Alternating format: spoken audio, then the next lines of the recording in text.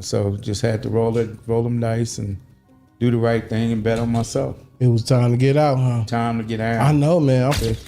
Dead or in jail, so you just get away from all of that. And a couple of Maybachs, then some Rolls Royces, then some watches, buildings, and more.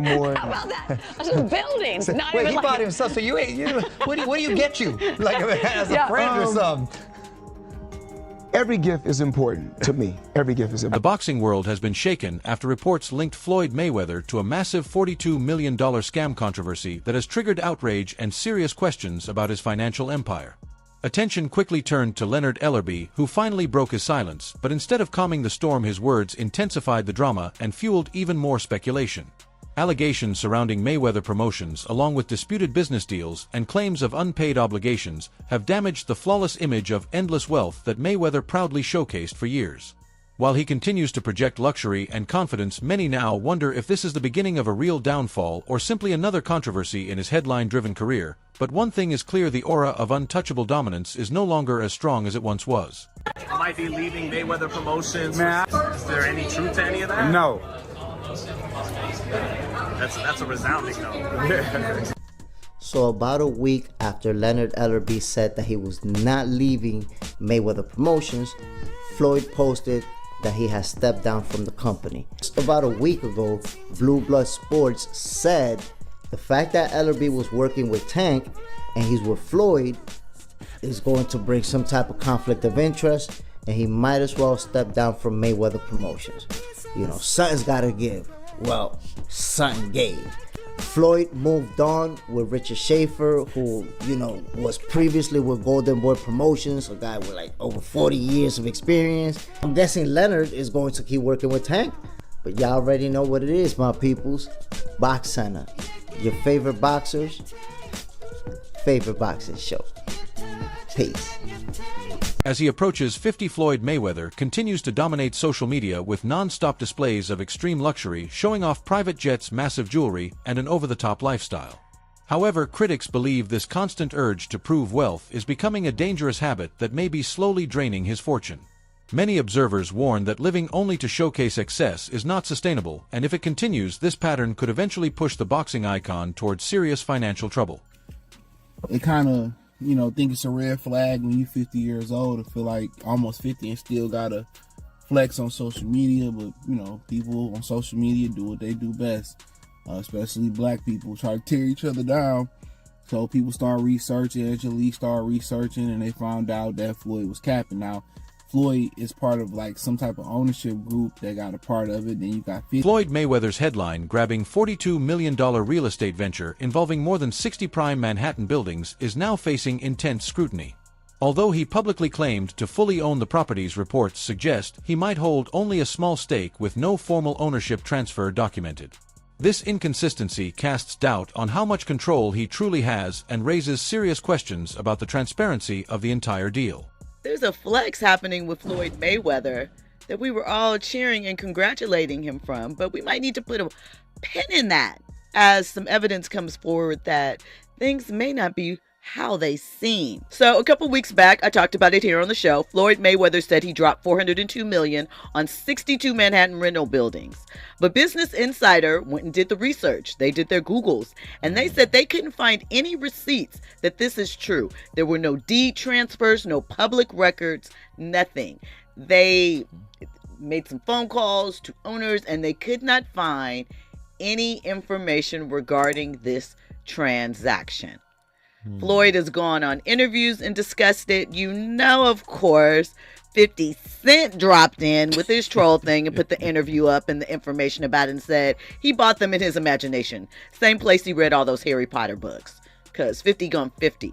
My question is, does Floyd, was he swindled in some sort of business deal? Additionally, many of these buildings, several of which are rent stabilized, are struggling to deliver the expected profits, underscoring possible flaws in Floyd Mayweather's investment approach and raising concerns about the long-term viability of his real estate moves. Yeah, okay. Yeah.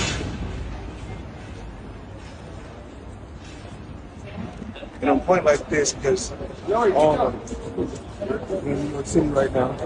We're in Manhattan. That's what we do. Come on.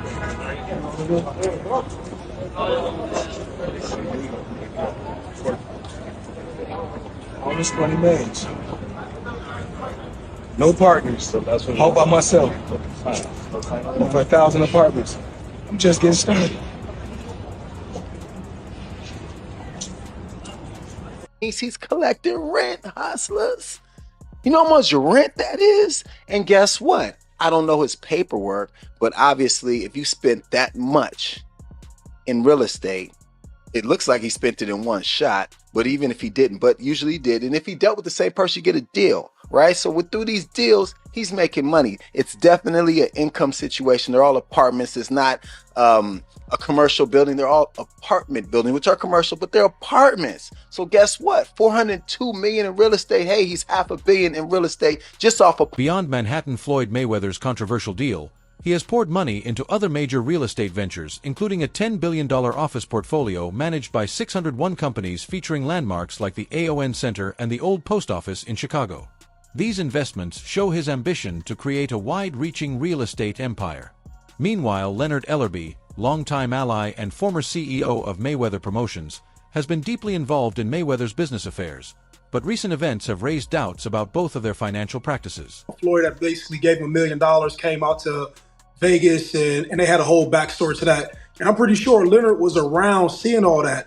And what you're saying doesn't sound far-fetched. And I'm not agreeing with you just to agree with you, but like the champ may be hurt just because like you a human being, you could whoop ass, but you're still a human being, right?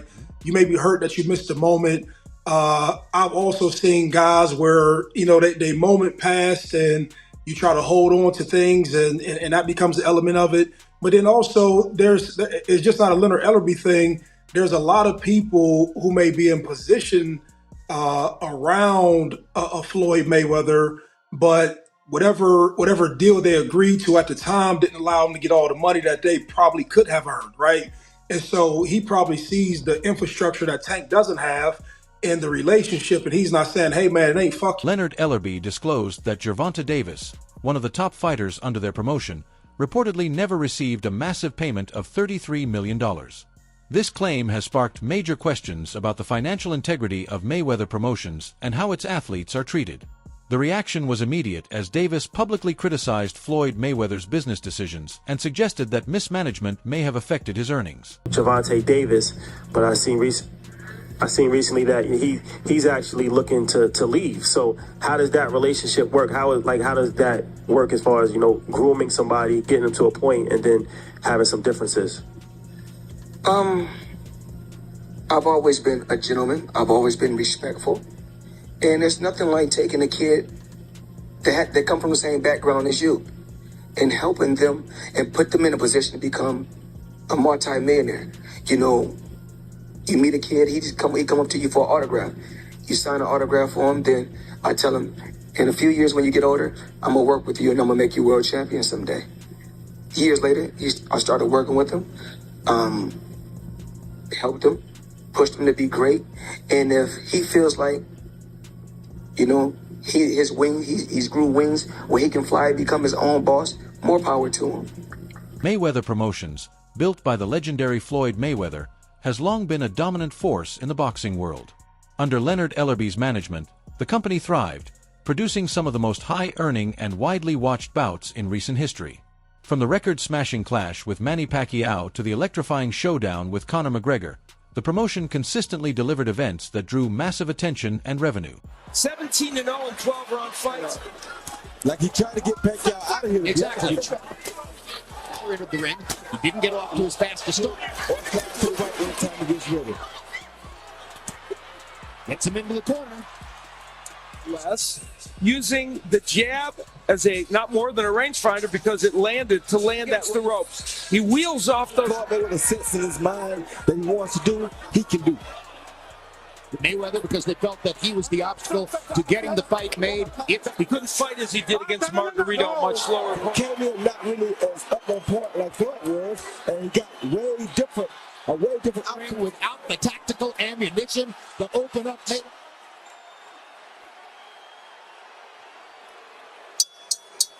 And in Grand Rapids, Las Vegas. I want to talk to you about your fight with Conor McGregor. He's the Caucasian Floyd Mayweather. You know, he's a knockoff version, but it's a great goddamn comparison right there. Yeah. That may be the funniest thing I've ever. Yeah, he's a hell of a knockoff version. There has to be a level of respect now, after that, because after I take my hat off to him. Yeah. I mean, he a dog. The best moment for me was after that fight, when you guys hugged after the fight, and he was like, "I'm mad that they stopped it. You should have just put me down." He said, "I didn't have no legs." I mean, I want the man to have a career after me. Yeah. It sounded good when the fight was over. Yeah. You know, when I was digging off in his ass, he was like, you know. What is the conversation about you going into the octagon? Is that a real conversation? Anything is possible. I can go get a deal right now from the UFC. Probably $4-5 billion deal if that's what I want. Leonard Ellerby's time at Mayweather Promotions was defined by smart alliances, sharp marketing strategies, and an instinct for spotting talent. He was instrumental in transforming fighters like Gervonta Davis from relative unknowns into pay-per-view superstars. Known for his explosive power and magnetic presence, Davis spoke candidly about the changes following Ellerby's exit, leaving no doubt about his opinions on the shift in leadership. Someone told Frank that I was running at 7 o'clock in the morning, Friday. He told Frank that. He was giving Frank tips and stuff like that. But I knew for sure that wasn't going to be enough to beat me. It's cool. It's all right. I don't really think too much of it. He's not going to hurt me. You know what I mean? So it's good to beef with him than be cool with him, because he can do some crazy stuff. He'll put you in bad situations. Canelo Alvarez's 2013 bout against Floyd Mayweather had a profound effect on his journey. Though he lost the fight, Canelo views it as an invaluable lesson, describing it as a turning point that taught him the sting of defeat and fueled his drive. Since then, he has gone on to claim world titles in 4 weight divisions, proving his resilience and determination. Meanwhile, Mayweather Promotions seemed to be thriving until Leonard Ellerby's resignation sent shockwaves, sparking endless speculation across social media. Hi there and welcome to Jam's Boxing Chat. This is just a quick one that the CEO of Mayweather Promotions, Leonard Ellerbe, has left his role with immediate effect. He's been replaced by Richard Schaefer. God knows what's going on in the Mayweather camp, but I'm sure we'll find out soon. The mysterious Instagram update simply announced Ellerby's resignation, sparking a frenzy of questions among fans. The timing was far from ideal. Mayweather Promotions had just secured a massive TV deal with Amazon Prime Video, set to push their global presence to new heights. Floyd's past is riddled with controversies, especially surrounding money matters. There are claims of him cheating people or dodging taxes on his earnings. In one shocking episode, he was allegedly detained in Dubai over unpaid extravagant jewelry. Incidents like these have only fueled doubts about his ethics and the way he handles business. Well, it turns out that the rumors were true, and Floyd Mayweather has been trapped in Dubai for the last 50 days. Gervonta Davis was the first to claim it. Now multiple insider sources have confirmed that he is in fact trapped in Dubai for a debt that has nothing to do with boxing. After doing a little digging, it seems that someone in his camp, while he was shopping for jewelry in Dubai, stole one of the pieces, got away with it, and then blocked all communication with Mayweather. Since then, Floyd has already paid for the jewelry, but they refuse to let him go until they get their piece back. And allegedly, this guy right here is the thief that started this whole mess. Floyd's reputation when it comes to money remains clouded by his controversial history. Even though he portrays himself as a savvy entrepreneur, critics argue that he often chases quick wins instead of building lasting financial stability. His dealings, with friends, business partners, and even fans, paint a picture of wealth that seems more focused on showmanship than on careful, long-term planning. AKA Ferrari F50. So 50's obviously going to take any chance that he can to troll Floyd Mayweather. And I don't know how accurate or true this is. 50 said it was true and then removed it off his Instagram like he sometimes does. He'll chime in on things and then remove it. But luckily for me, I know that he does that, so I screenshot everything that he posts. Just because, you know, he'll remove it and then it's hard to find it. I'm like, damn, it was up there. So just for like podcasts and just research purposes, I always screenshot them, have it on my phone. That way if it's removed, you know, it's like, hey, you know, he did post this. So what am I talking about? Let's go over this. 50 Cent has weighed in on a shocking claim in the ongoing spat between Floyd Mayweather and Gervonta Davis, saying he believes a belief that has allowed him to get in some digs of his own. Floyd Mayweather's spending habits weren't just flashy, they were reportedly backed by questionable schemes.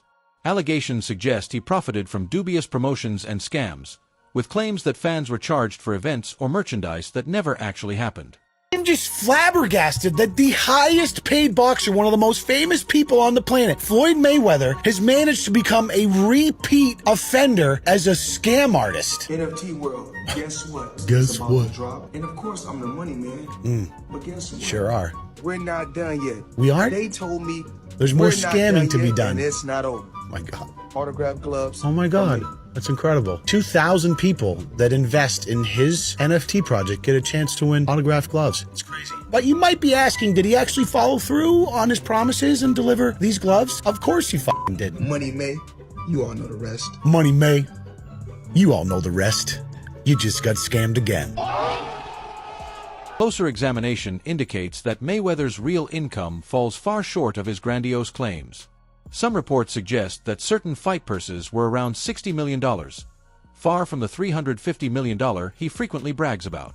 This consistent exaggeration casts doubt on the true scale of his fortune and hints at a carefully crafted image designed to impress the public. How much could you reasonably walk out of this fight with? 350 million. $350 million.